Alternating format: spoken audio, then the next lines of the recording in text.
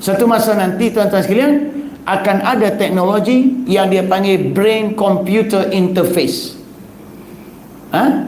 Otak berpermukaan komputer.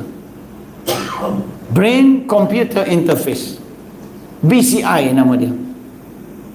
Jadi menggunakan permukaan komputer untuk generate dalam otak sebagai bentuk baharu was-was. Itu dia panggil was-was akan datang, yang Tuhan sebut fawaswasa ilaihi syaitan.